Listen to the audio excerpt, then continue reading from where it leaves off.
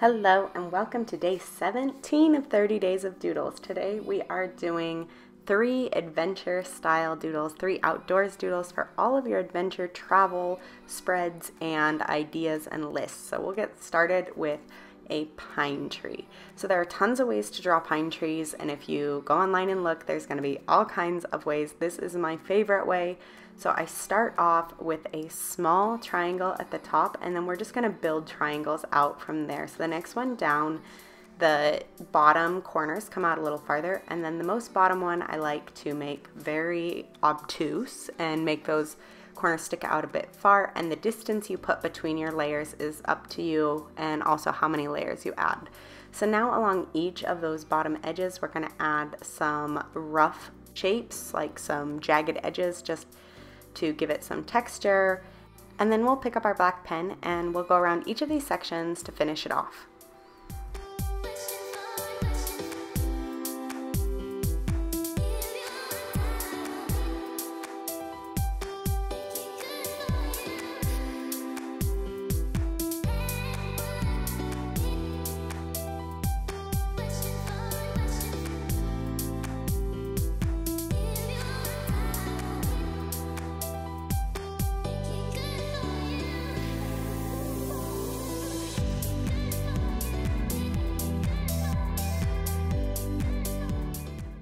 Moving on, we are going to doodle some mountains, which are some of my favorites to draw just because there are so many variations.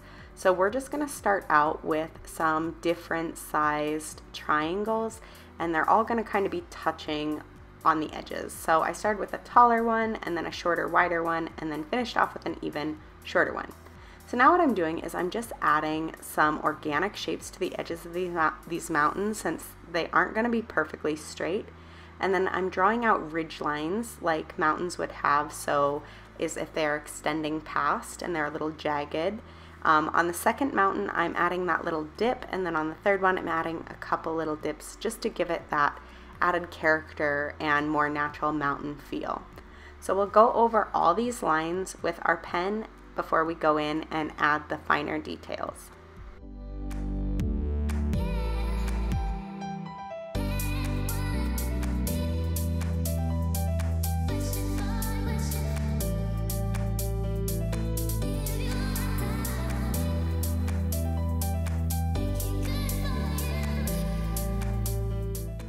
Picking up the same pen again, I want to add a few more ridge lines along these mountains. So I'm just kind of taking pieces that seem to be sticking out. So where there's a piece that shoots out to the left, I'm going to make a ridge line to the left, and then right there in the middle you can kind of see that I created almost like this little valley area between the mountains.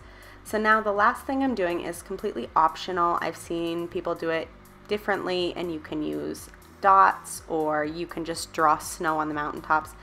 But for this abstract kind of artsy feel, I do like to add these diagonal lines, and they're not supposed to be perfect or anything. So I'm making them one way on one mountain, and then we'll change the direction on the next mountain. And the top piece would be the snow-covered piece, so that's why the bottom part is shaded. So just trade off the direction of your diagonal lines if you want to follow along with this, but you are more than welcome to try a different method or just leave them as they are. Come up with whatever you want. You guys have been doing this now for 17 days, and I have faith that you guys can come up with some pretty awesome ideas for adding patterns and textures to your doodles.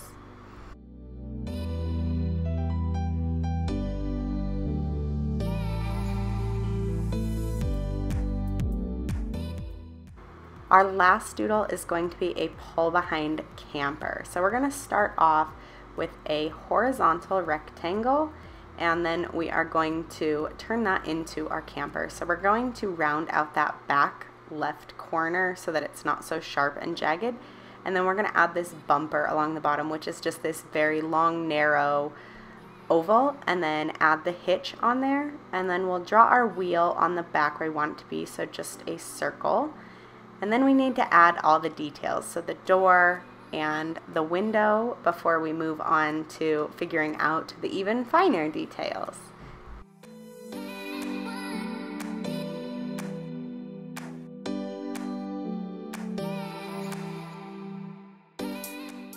once you've added your door and your window, we'll go in with our black pen and outline our lines. So here you're gonna see that I kind of stop, and I realize that I kind of made a mistake here. This bumper needs to go up around the wheel well, so then I kind of was like, oh crap. So I outlined the wheel, and then I just drew a line above that, leaving a small gap, and then drew my bumper right to that line around the wheel well that I just made. So then I'm going over the second part of that bumper and dragging it right back to that wheel well. So we'll just continue to line all of our lines with this same liner until we get to the end, and then we can add some artistic stuff there at the end, like some lines along the side of the camper.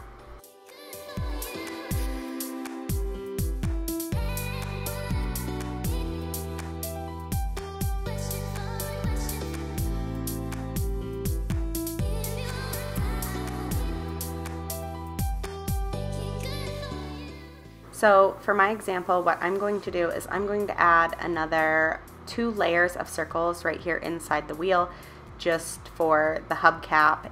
And then to break apart the big white space that is filling most of the camper, I do want to add some horizontal lines. So I am picking up my smaller point pen for this, as I don't want the 2 lines of the actual camper and its features like the door and the window to be the exact same as the detail lines on the side of the camper. So I just drew a wider line in the center and then 2 more narrow lines down the side, and that finishes up our camper, and that finishes up day 17. I will see you guys tomorrow for day 18. Thank you for watching.